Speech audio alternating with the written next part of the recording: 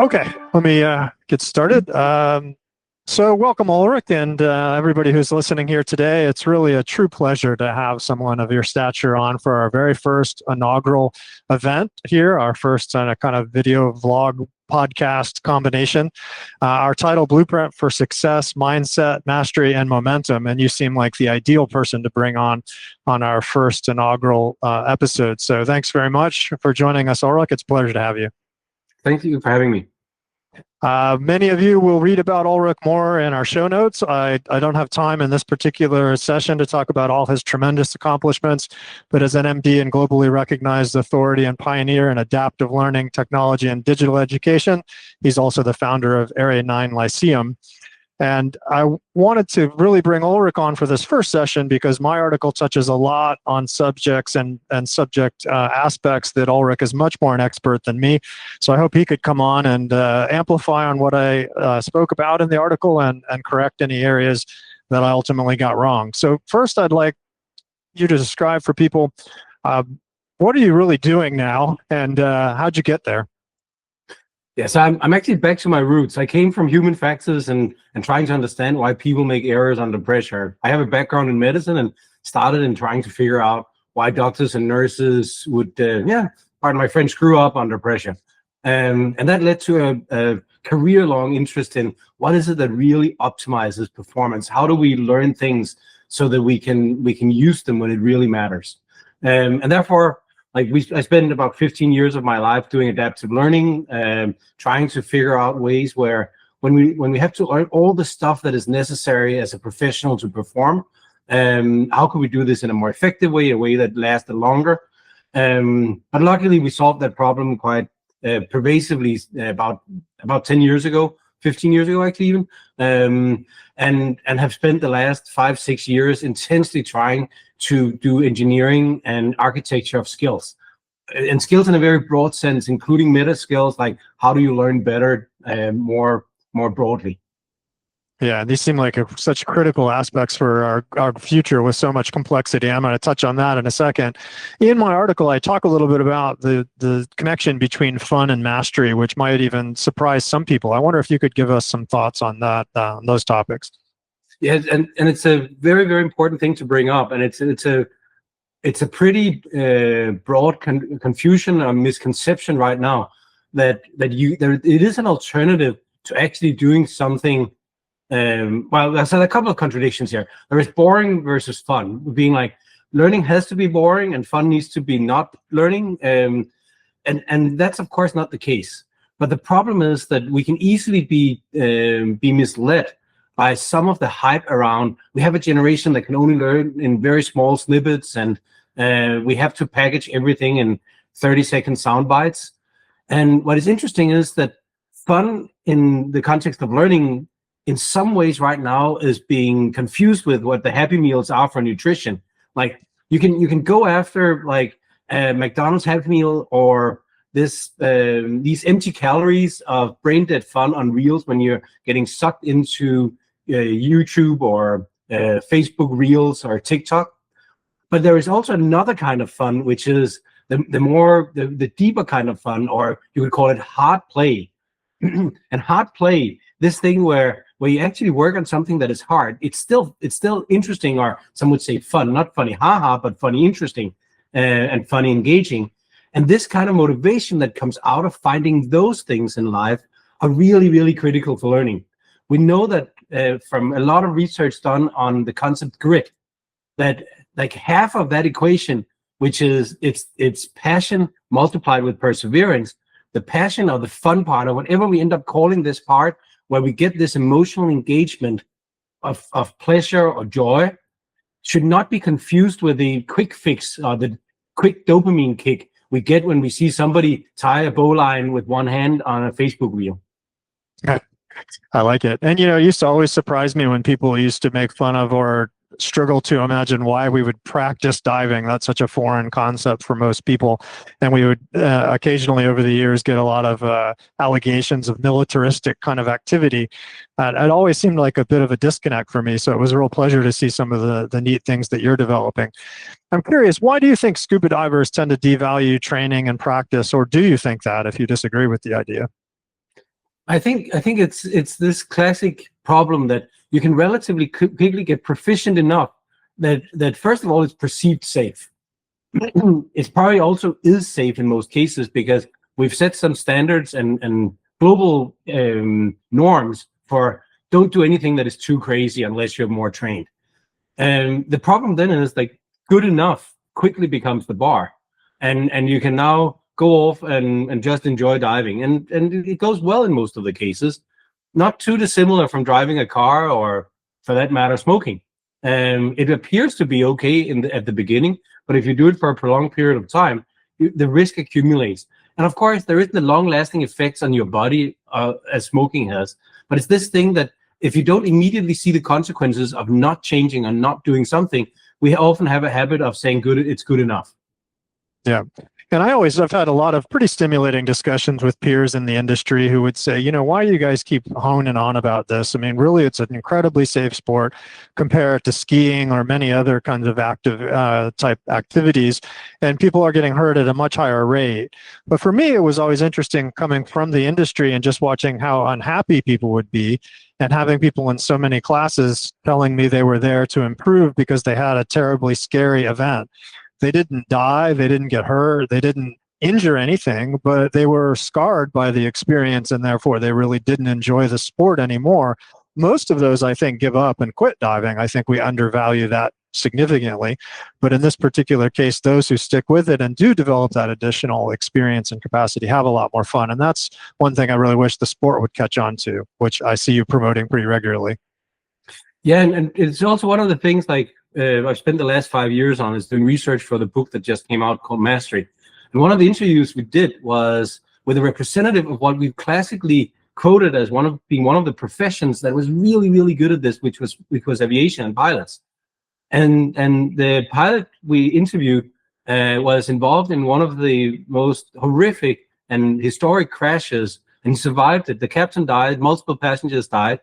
And what this captain said was the reason why he devoted his life to safety and to training was that he realized that they were not where they needed to be. The safety standards and the training of them to handle these situations and be prepared for making the right decisions under pressure were not there. And what he's even claiming now is that pilots are getting more and more complacent for exactly the reason we just discussed, which is that it appears to be so safe that you don't have that natural inclination, that respect for the fact that it's a dangerous profession. And it isn't anymore. Flying is so safe now that I can see why people would think it's so safe that why have to go that extra mile to get it even more safe. Diving is slightly different. And one of the things I found also working with you and the rest of the GUE community is that you guys actually have a choice. You can decide not to dive. And there has been the number of fatalities over the last 30 years is pretty significant. Even within the last, a year and a half, we've had one very close to a lot of us, right? So if it's still that dangerous, that probably for those of you who are pushing the boundaries, it became a second nature to understand and appreciate the importance of education and further perfection. That's sort of survival. We survived, therefore we learned along the way. There is a clear gradient. Yeah, go ahead. Sorry. There is a clear gradient when we look at adult education, that the more likely and the closer you are to death and disability yourself, the more likely the learning environment around you is to appreciate real mastery learning. Like, it's that simple. I guess we don't have to risk everybody's life all the time, though, so we can find some other strategies too, right? Well, I would say I think the challenge of what I hope that we will see is that areas where you're not at risk yourself, where it's not death and disability, where it's just professional performance, will look to how do people who really need this to work, how do they learn? And that's a large part of what the book is about, finding good examples of inspiration that can be applied in other areas, because you don't need to put your life at risk to train. Like, you just need to adopt methods of real mastery-based learning, as opposed to earning a plastic card or passing a standardized test, or the measurement standards we normally say, this is good enough, and then move to what does it actually take to be able to use what you've learned. And that's really what I enjoyed most about the book. Highly recommended for those of you listening. It's referenced in the text itself and in the show notes. Just all the different stories about people who are learning and finding different strategies was really amazing. And going into that, because we've been talking a lot about physical skills and training, and starting to grade into this sort of more accumulation, knowledge application area, you could talk to us a bit about what adaptive learning, what does that mean, and what's that about? Yeah, so adaptive learning was actually an idea that came out when we originally did simulation training, where we could see that the cognitive workload on people in simulators, when we put them under pressure, exploded when they got into areas where they didn't have the knowledge to solve the problem. So that meant that all of their communication skills disappeared, all of their teamworking skills, all of the creative problem solving, all of these critical thinking skills that were necessary to solve a problem they've not seen before. If you do not have the knowledge in a useful way in your brain, cognitive workload exploded and you made errors, you stopped communicating, all sorts of bad things happened. Therefore, we were thinking, what if before we even start practicing this, what if we made sure that the knowledge is in place? And therefore, we've looked into science for, are there ways where you can learn things in a more profound way, in a way that is more readily available when you need it, that lasts longer, so that the deterioration of knowledge doesn't happen as fast as with other kinds of learning. And that was one-on-one instruction. Like, one-on-one instruction back in the 80s was proven by Benjamin Bloom to be incredibly effective. And not surprising, if you have a human with a brain who's a domain expert who has no other goal than making you good, of course, that's a good way to learn. And that's what we have spent the last 20 years maturing computer behavior to do. It's an early version of domain-specific artificial intelligence that is able to measure, where are you right now? How have you been learning in the past? With what we're specifically learning now, how should we plan your next few steps ahead?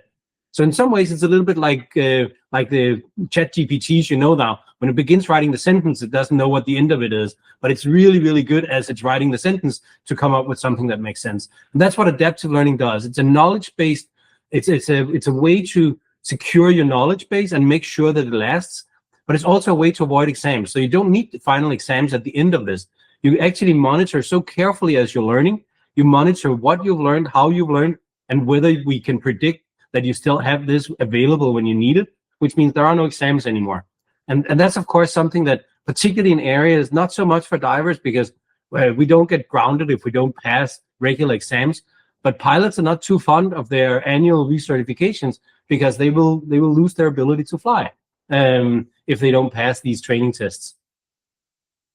Yeah, I think that this is a really fascinating new area, and looking at the learning platforms that you and your team are developing and seeing how effective they can be, and playing a lot with AI, as you know, is one of my personal favorite subjects. It's curious to me to imagine, what do you see in the next 10 or 20 years for learning? I mean, do you imagine people will almost always be learning one-on-one with an AI style teacher? So I think the way we acquire knowledge and knowledge-based skills will change dramatically, because we have so much knowledge readily available. We've obviously had that since the beginning of the internet, but the difference now is you can also get it processed, you can get it explained, you can ask questions, and you can get really good answers straight away. The difference, of course, is how do you now, for the wider bodies of things, where you're not, like, you may not know how to ask the series of questions that gets you to understand quantum theory, but there may be somebody else who's able to make that for you. So, but it's still something where you can learn it one-on-one, where a lot of knowledge can be acquired at your own pace, in your own time, freeing up time to do the things that are even more important, which is putting it all together in the context where you really need it. So whether it's actually knowledge-based problem solving, or it's working together as a dive team on a cave exploration, at some point you need to move from just passive ingestion of knowledge and storing it on your mental hard drive to, how do we put this into practice? How do we do this not only as individuals, but as teams? And that latter part is becoming critically important for the coming 10 years, because all of the entry-level processing stuff, and particularly when we're looking at the real job market, like the entry-level jobs in the US, the entry-level job postings in the US declined by 1/3 from January 2024 to the summer of 2025. 1/3 of entry-level jobs have disappeared. And that's because, of course, what you need is a different level of performance. That's crazy. Scary and interesting and engaging all at the same time. So you envision more and more people getting that sort of base foundational understanding, comprehension, tested and refined and more rigorously developed, and then having a human in the loop for some application component, I imagine particularly in the diving world where you need to get underwater. Yeah, so diving is such a good test laboratory for some of us, because it's so obvious what is the end product here, what is the goal of what we're doing. It is ultimately to be able to handle situations that you would not be able to handle before training, because you would typically get under so much cognitive workload, or you would be missing critical skills, including putting them together. So it's pretty obvious, and also the way we've designed training programs, like with increasing or accelerating levels of cognitive stress at all levels. You're performing things when you're doing multiple things at the same time. And when you get to a certain level of proficiency, we just pile on some more. And that's, of course, because there are some general skills in this as well, which is one of the things that struck me the most particularly when I started working with you, where you said the critical skill that you felt characterized the way you stood out from. And I think at that point you were laughing and joking with Renee, your wife, saying, I can be comfortably uncomfortable. And that's a skill you can learn. This thing of being able to be comfortable in that zone of learning, that zone of uncertainty, that zone of chaos where you're not there yet. But you can move this so that the stuff that today is in your zone of uncomfortability can move into, okay, I'm comfortable handling this. Let's move on to the next and the next and the next. And that's of course where the comparison with a Happy Meal is appropriate, right? You can immediately get a 5-year-old to eat a Happy Meal, but it requires that you move into venturing into different kinds of food, getting used to actually pushing your boundaries, challenging your taste buds, expanding your horizon, and that works perfectly well when you're looking at just this small microcosmos we have in diving, where it's exactly the same. Constantly push the boundaries and learn that skill of expanding it. That's amazing. It's an exciting future ahead for sure. And I could talk to you about this for hours, as I have. But conscious of the time, I wanted to ask if you had any advice for our listeners, or maybe even for our parents in the audience who have children who are looking at all of this radical change in the world and trying to figure out, what do I do? Where do I go? How do I proceed? What do I do with my own children? As I know you're making these decisions for your daughters, encouraging them. What do you recommend for people, or any words of wisdom? So I think it's the most critical one is that the future is not about what you know. It's about what you can do with what you know, and your ability to learn even more. Because the world will be changing so rapidly, and in order to prepare for that, when that is happening, we're basically fixing the plane as we're flying it, right? Because we cannot just suddenly pause society for half a year and say, now let's reboot in this new world. But what is already a reality today is that just knowledge in itself is not enough. Skills in themselves as well are not enough either. It's the interaction between knowledge and skills and all the character traits around them: resilience, critical thinking, creativity, leadership, ethics.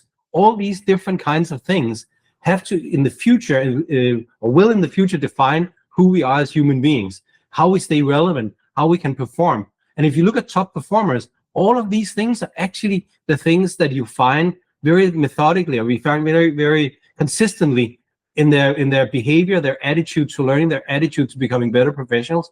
So I think that number one thing to start with, how you can use it for something, and then work backwards from there, and having this mindset that the world will be fluid and you'll have to be ready to learn some more. And then one very practical way to deal with this is to say, what is the product that needs to come out of it? In diving, it is to be able to solve certain kinds of problems underwater. For our children, it is produce something with it. Don't just do homework. Produce something with what you learned. Invent something. Create something. We have to move away from being passive recipients of information to being people who are creators and innovators. Excellent. So everybody listen carefully. I think you're hearing words of wisdom coming from a true expert in the field. I recommend the book for more elaborate discussions of these topics because there's really a nice outline of all kinds of different learning modalities and very engaging and interesting universities and school programs that are really catching on to this. I want to close out this last section here with reminding everyone that you're actually a very avid diver, and that you have an amazing facility in Bonaire, which is quite a shift from your day job, if I might.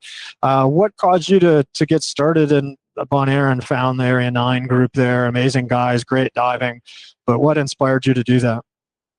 Yeah, people could think that this is something we staged, but the true answer was that I met a GUE instructor on the island, our current head of and the co-founder of the center, and because of this very different approach to education that I found with GUE, made it super obvious for me. So it's not so far away from my day job, by the way, because it became super obvious that this could be my laboratory for figuring out how do we actually invent the broader skills-based architectures for the rest of the world, but test driving it in diving. So by building, the goal was to build the Top Gun facility for diving so that we could very methodically study how people learn and experiment with all these things that we are now doing together with GUE. And so it was a pretty natural decision. And it's one of the nicest places in the world. Doesn't hurt. It's not painful to be there, but it truly is a laboratory for education. And of course, one thing that is important as well is coming back to that passion that drives hard fun is you need to have a goal with what you're doing. And that's one of the things that it has opened up my eyes for, that one of the drivers in that kind of learning is we need to have a goal. And the goal is, of course, to go explore. So it became a very natural part of it to say, having the exploration, but I'll be honest, the explorer in me is not as strong of a driver as the educator, but I do know for everyone else, it will be super important. I must admit, I do enjoy finding caves at 100 meters. Don't lie to the audience. Of course, it's amazing. But, and it also drives the passion for understanding why do you have to progress. But I actually think that some of the people we see who start with, I would like to do these kinds of dives. What do I need to get good at before I can do that? That mentality is hopefully the mentality we'll see way outside diving in the future. Yeah, we can hope, and it makes it amazing. And it is a fabulous facility and a great location for diving. I was actually pleasantly surprised by how much fun we had, and I'm looking forward to coming back with a new boat and more deep reef activity. Ulrik, it's been such a pleasure. All to our audience, thanks for listening. Ulrik Christensen is certainly one of the foremost experts in this field and a perfect person to begin our inaugural podcast here on Diving into Mastery. Thanks so much, Ulrik. We really appreciate your time today. Thanks so much for having me. And for all of you that are listening, please let us know, what did you like? What didn't you like? What would you like us to do different? Where did I drone on too much or not enough? We'd love to hear your feedback. Give us some comments and we'll try to make everything better. Take care, everyone, and look forward to our next episode.